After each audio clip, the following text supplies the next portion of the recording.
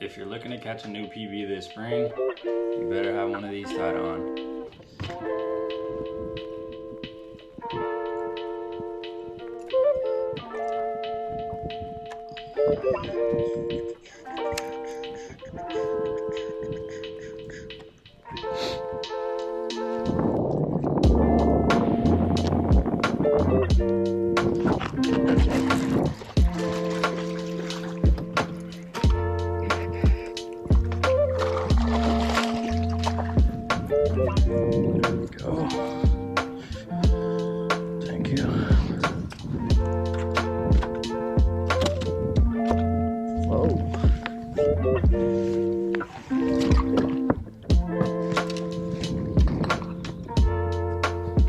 Almost didn't make that cast.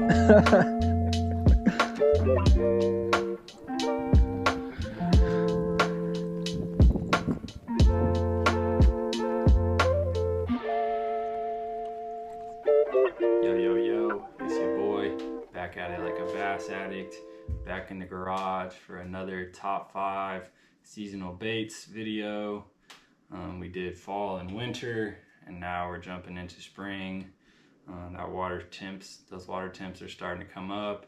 That weather's changing. The blossoms are coming out on the trees, so you know it's springtime, and a lot of these different baits and techniques are going to start playing a huge role into my fishing this time of year. So without further ado, we're going to jump into it. Chatterbaits, one of my favorite baits to throw this time of year. Caught my personal best on a chatterbait, and it just has that big fish drawing. I don't even know what to call it. It just has that it factor, that vibration that triggers those big fish into biting, even if they're not necessarily hungry. Since we're talking about springtime, we're really focusing on shallow water, so those fish are pushing up. They're moving into the shallower areas to look for where they're going to spawn. So a lot of the shallow grassy flats, I'm fishing a lot of that kind of stuff on the local lakes and the Delta and Clear Lake. Wherever you can find healthy grass is a great place to throw a chatterbait this time of year, especially like those flats nearby deep water. So they're coming from their wintering areas, they're coming from that deeper water. So if you can find some steep areas that transition into some shallow flats, those are really high percentage spots to throw any bait, but chatterbait especially.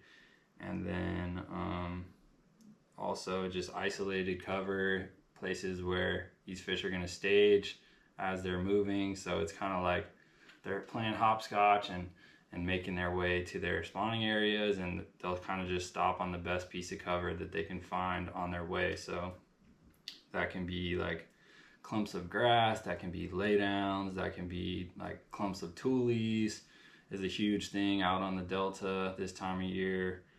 Those deeper tule clumps, even rock piles. You can slow roll a chatterbait over rock piles, and in some of that mid-level, like 5 to 10 feet range, and those are all great areas. But that's what's so good about the chatterbait, is you can effectively fish through pretty much all of those types of cover.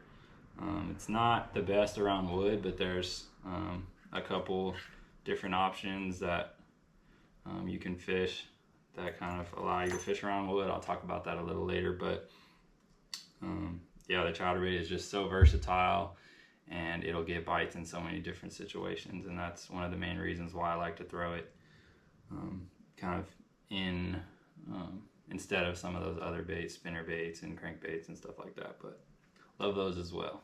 Some of the baits that I like to fish, really keep it pretty simple.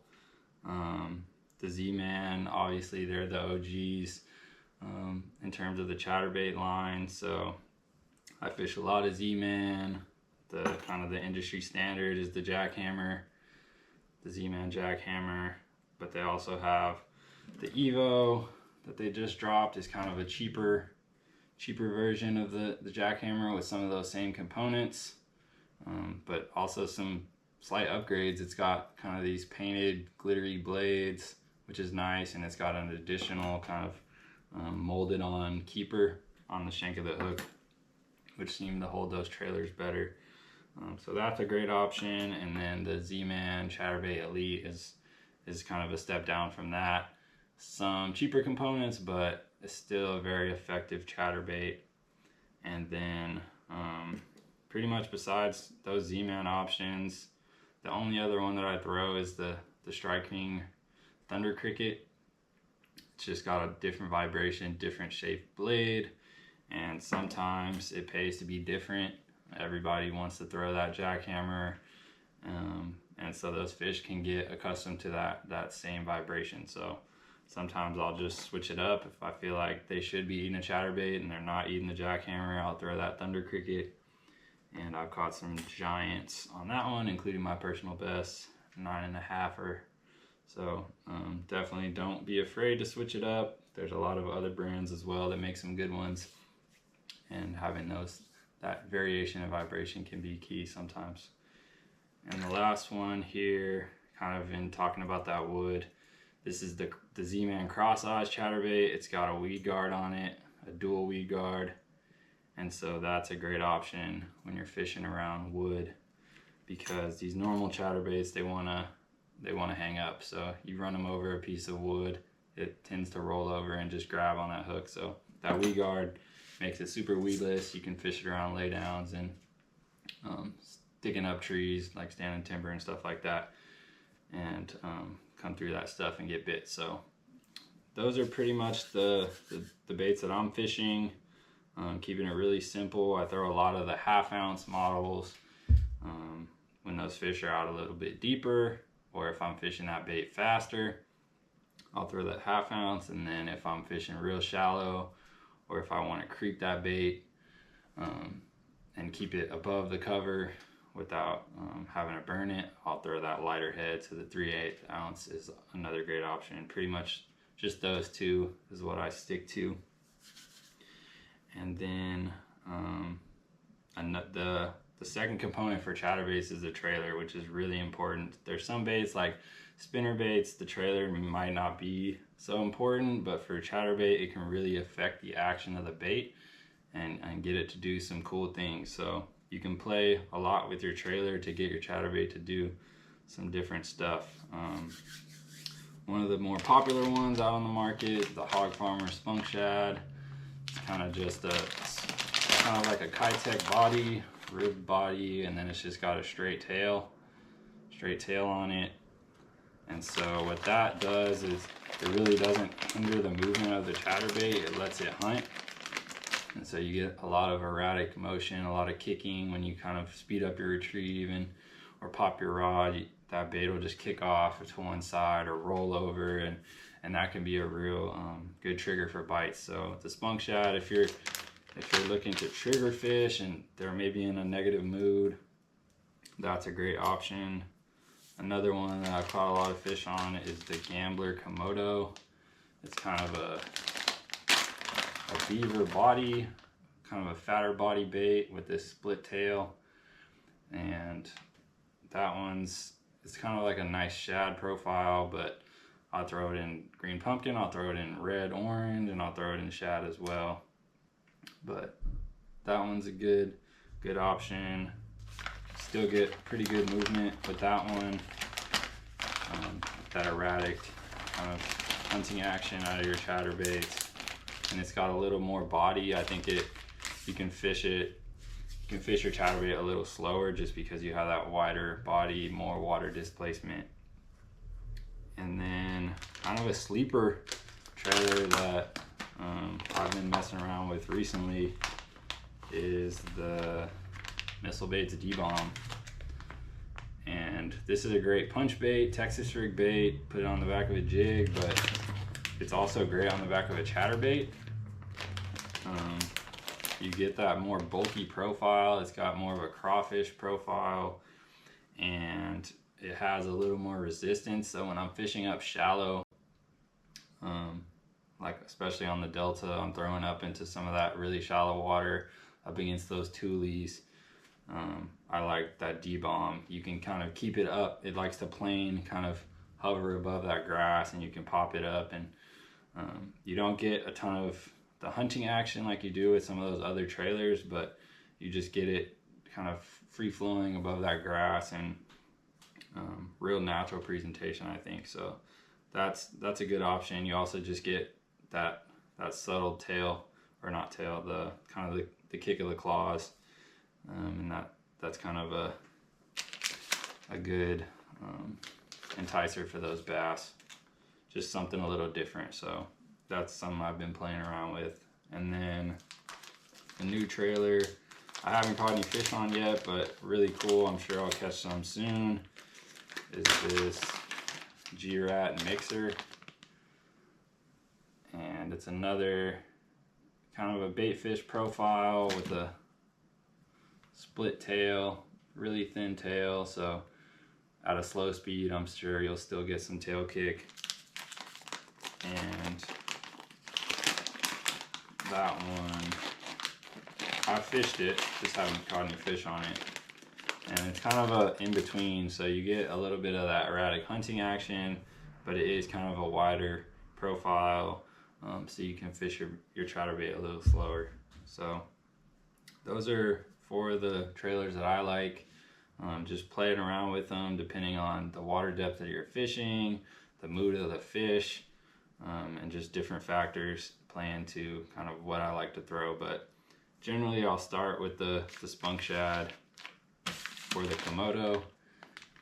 Unless I know I'm fishing shallow, then I usually tie up that D-bomb. In the spring, I'm sure y'all know, red is kind of the hot item, so a lot of crawfish imitators, especially up here on those California Delta fish, they love to eat craws. They love that red.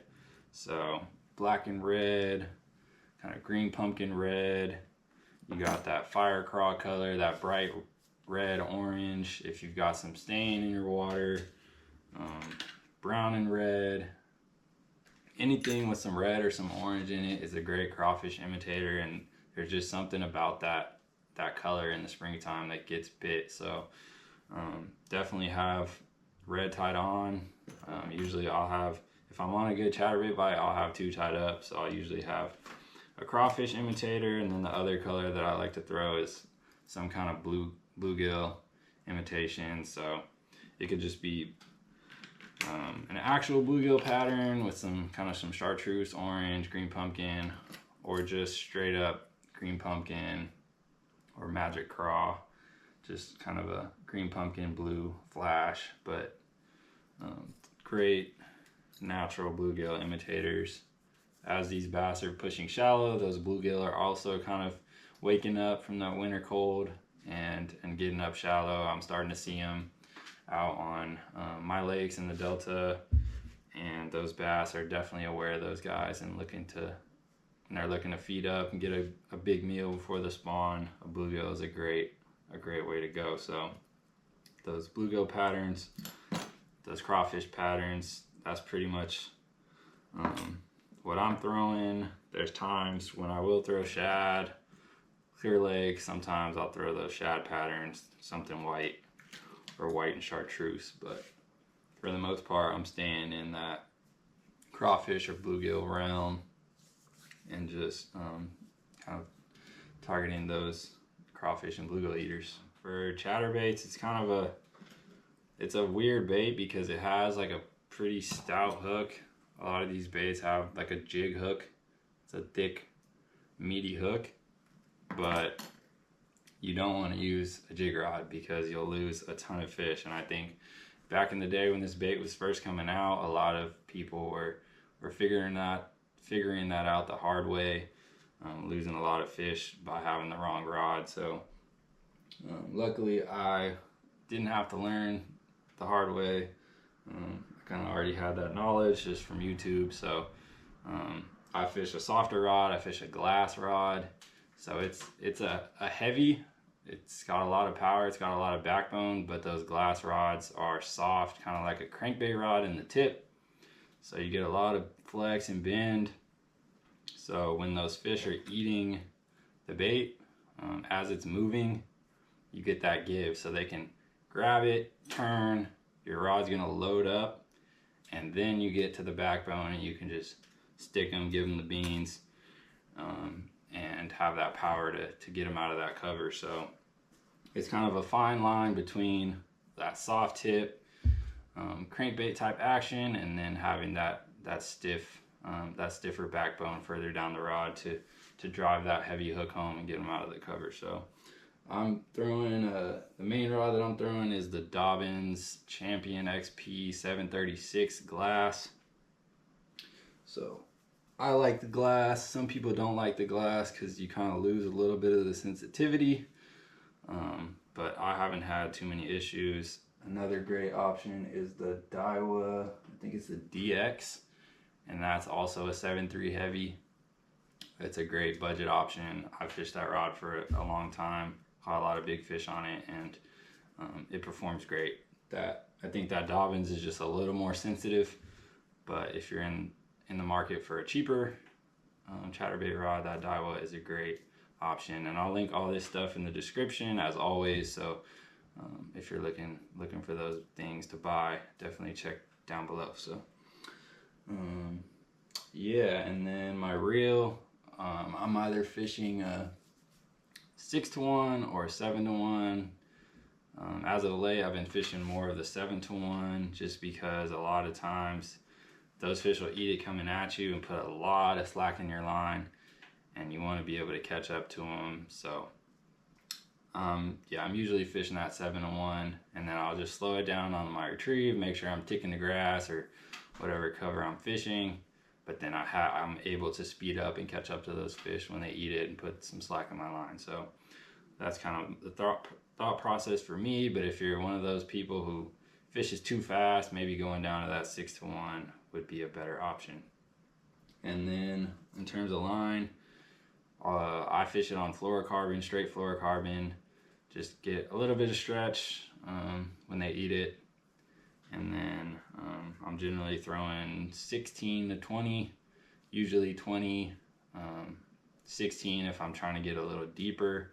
If I'm not fishing such heavy cover, I'll do the 16, but that lighter line kind of cuts through the water better so you can get your bait down. But generally I'm throwing it up shallow, those shallow flats that I was talking about, so that 20-pound does great.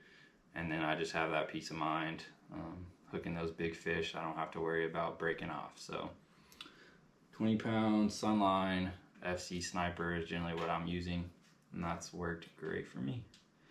But that's pretty much it.